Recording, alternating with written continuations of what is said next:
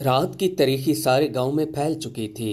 हर तरफ खामोशी थी, लेकिन एक छोटी सी टूटी हुई झोंपड़ी में अभी भी चिराग जल रहा था। ये किसी अमीर की हवेली नहीं थी, बल्कि एक गरीब बढ़ाई रहमत का घर था। वो दिन भर की मेहनत के बाद भी अपनी तीनों बेटों के लिए लकड़ी के खिलौने बनाने में मसरूफ था। रहमत की तीन बेटियां थीं, जैनब, सुगरा और फातिमा। ये अपने बाप की थकी हुई आंखें देखती तो उदास हो जाती, लेकिन रहमत हमेशा मुस्कुराकर कहता, बेटियों, गुर्बत कोई शर्म की बात नहीं। मेहनत से हाथ पर छाले पड़ना भीख मांगने से बेहतर है।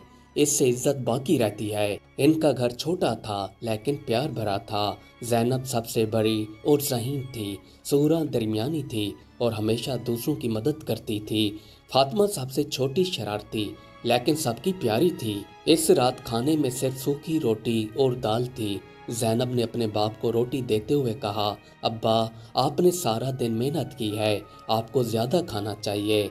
रहमत ने अपनी बेटी से कहा, नहीं बेटी, मैंने बाजार में एक दोस्त के साथ खाना खाया था। बेटियां जानती थीं कि ये महज एक बहाना है। सच तो ये था कि इनके वालिद ने इन्हें खिलाने के लिए अपनी रोटी भी छोड़ दी थी। रहमत एक अच्छा कारीगर था, लेकिन गांव के जमींदार ने ऐसा निजाम बना रखा था कि गरीब लोग चाहते हुए भी अमीर नहीं बन सकते थे। जमींदार के आदमी गांव के गरीबों को कर्जा देकर काम करवाते, और अगर कोई कर्ज वापस ना कर सकता तो इसका मकान और जमीन छीन लेते।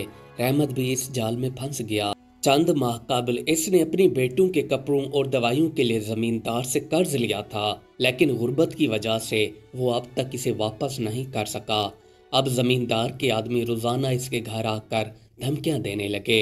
एक दिन रहमत काम से वापस आया तो इसके चेहरे पर परेशानी साफ दिखाई दे रही थी। जैनब ने घबरा कर पूछा, अब्बा क्या हुआ, आप इतने परेशान क्यों हैं? रहमत ने गहरा सांस लिया और बोला, बेटी, जमींदार के आदमी आए थे और कह रहे थे कि अगर कर्ज ना दिया गया तो हमारा घर छीन लेंगे। ये सुनकर सूरा की आंखों में आंसू आ गए। अब्बा, हम कहाँ जाएंगे? रहमत ने अपनी बेटियों को गले लगाया और कहा, बेटा, डरो नहीं, अल्लाह हमारे साथ है, मैं कोई रास्ता निकाल लूंगा। लेकिन सच ये था कि वो खुद नहीं जानता था कि अब क्या होगा। गुर्बत एक इम्तिहान था और अपनी बेटियों को भूखा सोते देखना एक कड़ा वक्त था। वो नहीं चाहता था कि इसकी बेटियां गांव की बाकी गरीब लड़कियों की तरह किसी जालिम के रहमो करम पर रहें। सुबह का सूर्य तलू हो चुका था, लेकिन रहमत के दिल में अंधेरा था।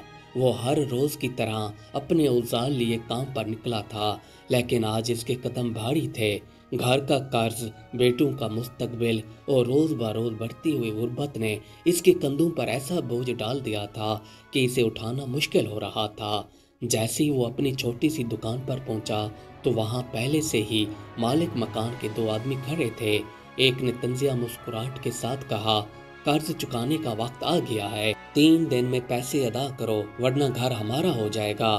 रहमत ने बेबसी से कहा, भाई, मुझे कुछ और वक्त दो, मैं दिन रात मेहनत करके कर्ज उतारूंगा। दूसरे आदमी ने गुस्से से कहा, वक्त खत्म हो गया है, अब या तो पैसे दो या घर छोड़ने की तैयारी करो। रहमत के हाथ से औजार गिर गए। वो जानता था कि इतनी जल्दी रकम जमा करना नामुमकिन है। शाम को रहमत घर वापस आया तो इसकी आंखों में एक अजीब सी उदासी थी। जैनब को फौरन एहसास हुआ कि अब्बा किसी बड़ी मुसीबत में हैं। अब्बा क्या हुआ, आप इतने खामोश क्यों हैं? जैनब ने परेशानी से पूछा।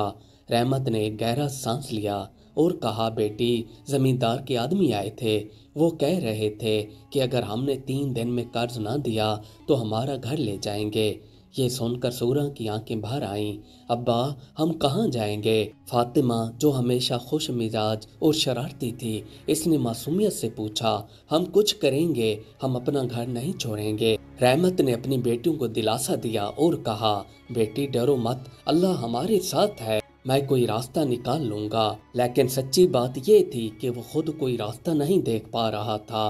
रात का वक्त था। रहमत के घर का चिराग अभी तक जल रहा था। जैनब, सूरा और फातिमा अपने अब्बा के पास बैठी सोच रही थीं کہ اس مشکل سے کیسے نکلا جائے۔ ان کے پاس صرف 3 دن تھے اور قرض چکانا ضروری تھا، ورنہ ان کی واحد پناہ گاہ بھی ختم ہو جانی تھی۔ زینب نے سنجیدگی سے کہا، ہمیں بیکار بیٹھنے کے بجائے کچھ کرنا ہوگا۔ اگر آپ ساری زندگی ہمارے لیے محنت کر سکتے ہیں تو ہم کیوں نہیں کر سکتی؟ سغرا نے مثبت انداز میں سر ہلایا۔ ہاں بہن، ہم محنت کر کے اپنا گھر بچا سکتے ہیں۔ ہم 3 ہیں، سب مل کر کام کریں گے تو کوئی نہ کوئی بندوبست ہو جائے گا۔ فاطمہ جو کہ سب سے چھوٹی لیکن ہوشیار تھی، جوش سے بولی، ہاں ہم سب کام کریں گے، میں پہلے ہی سوچ چکی ہوں کہ کیا کرنا ہے۔ زینب کا ہنر سلائی اور کڑھائی سیکھنا تھا۔ اس نے گاؤں کی خواتین سے پوچھا کہ کیا وہ کپڑے سلائی کرنا چاہتی ہیں۔ ایک عورت نے کچھ پرانے کپڑے نکالے اور اسے دیتے ہوئے کہا، بیٹی اگر تم اچھی طرح سلائی کر سکو تو ہم تمہیں اور کام دیں گے۔ زینب ساری رات جاگتی رہی اور کپڑے سلائی کرتی رہی۔ صبح جب وہ عورت کپڑے لینے آئی تو حیران رہ گئی۔ بیٹی تمہاری سلائی شہر کے درزوں جیسی ہے، میں تمہیں مزید کام دوں گی۔ فاطمہ سب سے زیادہ شرارتی تھی لیکن وہ ہوشیار بھی تھی۔ اس نے گاؤں کی خواتین سے دودھ، مکھن اور گھی اکٹھا کیا اور قریبی بازار میں بیچنا شروع کر دیا۔ اس کی معصومیت اور میٹھی میٹھی باتیں دیکھ کر لوگ خوشی سے اس سے چیزیں خریدنے لگے۔ رحمت کی بیٹیاں دن رات محنت کر رہی تھیں۔ زینب کی سلائی، سغرا کی پڑھائی اور فاطمہ کے گھی کی فروخت سے کچھ رقم جمع ہو چکی تھی، لیکن قرض پھر بھی ادا نہیں ہوا۔ تیسرے دن سورج نکلتے ہی سب کے دلوں میں ایک ہی سوال تھا، کیا مالک مکان مزید وقت دے گا یا مکان چھین لے گا؟ دوپہر ہوتے ہی زمیندار کے آدمی رحمت کے دروازے پر آئے۔ رحمت بڑھائی، تمہارا وقت ختم ہو گیا ہے، یا تو سارا قرض ادا کر دو یا گھر چھوڑنے کی تیاری کرو۔ ایک آدمی نے سخت لہجے میں کہا۔ رحمت نے ہاتھ جوڑ کر کہا، بھائی میری بیٹیوں نے محنت کر کے کچھ پیسے جمع کیے ہیں، یہ لے جاؤ، باقی روپیوں کا بھی میں جلد انتظام کر دوں گا، بس مجھے کچھ دن اور دیں۔ آدمی نے پیسوں کی طرف دیکھا اور ہنستے ہوئے کہا، ان چند سکوں سے مالک مکان کو کوئی فرق نہیں پڑے گا۔ اتنی کم رقم، اگر کل صبح تک پوری رقم ادا نہ کی گئی تو یہ مکان مالک مکان کی ملکیت بن جائے گا۔ یہ سن کر زینب کی آنکھوں میں آنسو آ گئے لیکن وہ خاموش رہی۔ سغرا اور فاطمہ نے ایک دوسرے کی طرف دیکھا۔ وہ جانتے تھے کہ اب کچھ بڑا کرنا پڑے گا۔ رات کو تینوں بہنیں بیٹھ کر سوچنے لگیں کہ اب کیا کیا جائے۔ وقت کم تھا اور گھر بچانے کے لیے پیسے زیادہ درکار تھے۔ زینب نے کہا کہ ہمیں امید نہیں ہارنی چاہیے۔ اگر ہم آج رات محنت کریں گے تو شاید صبح تک ہم مطلوبہ رقم جمع کر لیں گے۔ سغرا نے پرجوش انداز میں کہا، میں اپنے طلباء کے والدین سے کہوں گی کہ وہ ایڈوانس فیس ادا کریں تاکہ ہم پیسے بچا سکیں۔ فاطمہ نے کہا، میں کل صبح بازار جاؤں گی اور مہنگے داموں گھی بیچوں گی۔ زینب ساری رات سلائی کرتی رہی، اتنی کہ اس کی انگلیوں میں چھالے پڑ گئے۔ سغرا نے گاؤں کے کچھ والدین کو فیس پیشگی ادا کرنے پر آمادہ کیا تاکہ ان کا گھر بچ سکے۔ فاطمہ نے جلدی سے دیسی گھی تیار کیا اور بیچنے کی تیاری شروع کر دی۔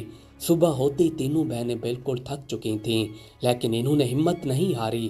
سورج نکلتے ہی زمیندار خود رحمت کے گھر آیا اور کہا کہ وقت ختم ہو گیا ہے، اب تمہیں گھر سے نکلنا ہوگا۔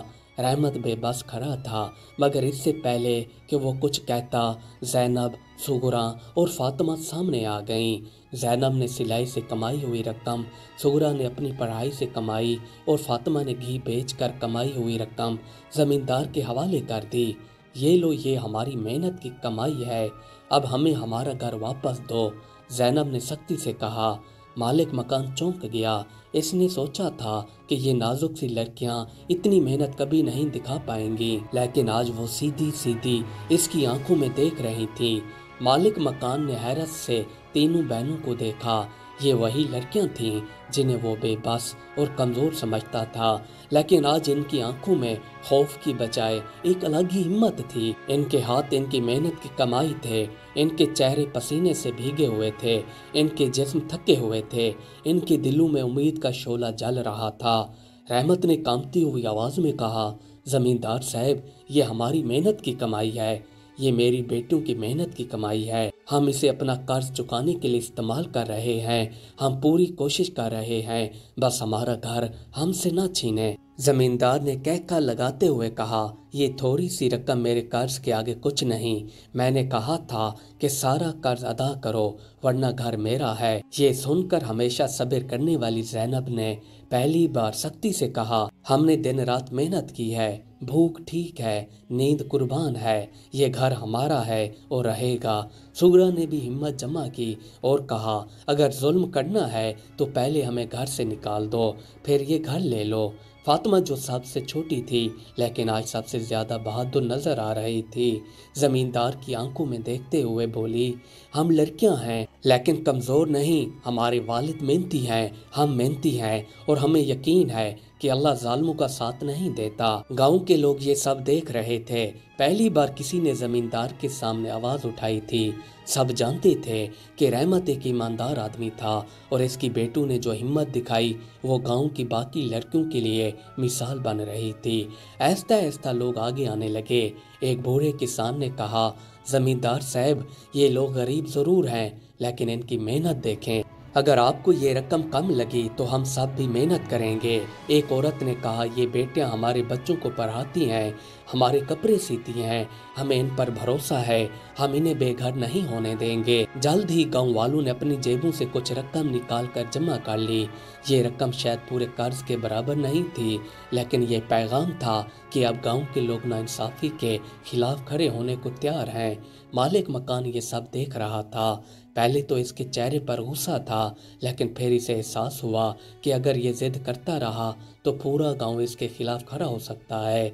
इसने सख्त लहजे में कहा, ठीक है, मैं ये कर्ज माफ़ कर देता हूँ लेकिन आइंदा मुझसे कर्ज मांगने मत आना। ये कहकर ये वहाँ से चला गया।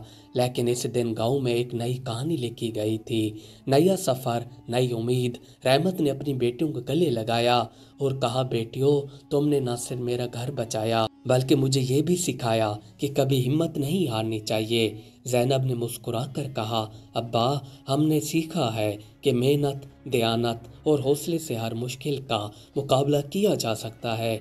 सुगरा ने गांव की औरतों की तरफ देखा और कहा कि हम अपनी मेहनत जारी रखेंगी ताकि कोई दूसरा गरीब हमारी तरह किसी जुल्म का शिकार न हो। और फातिमा जो सबसे ज्यादा शरारती थी, फख्र से कहने लगी, आज हमारा घर तो बच गया लेकिन अब हम गांव की हर लड़की को सिखाएंगे कि अगर हम खड़े हो सकते हैं तो वो भी खड़ी हो सकती हैं। इस दिन के बाद गांव में तब्दीलियां आने लगी। लोगों ने जमींदार के जुल्म के खिलाफ आवाज उठाना शुरू कर दी। लड़कियां तालीम की तरफ बढ़ने लगीं। रहमत के घर वाले इज्जत और हौसले के साथ जिंदगी गुजारने लगे। ये कहानी सिर्फ एक गरीब बढ़ाई और इसकी बेटों की नहीं थी, ये हर उस शख्स की कहानी है जो मेहनत, दयानत और हौसले से अपनी तकदीर बदलने का ख्वाब देखता है। मज़ीद अच्छी वीडियो देखने के लिए हमारी वीडियो को लाइक और चैनल को सब्सक्राइब कर लीजिए। शुक्रिया।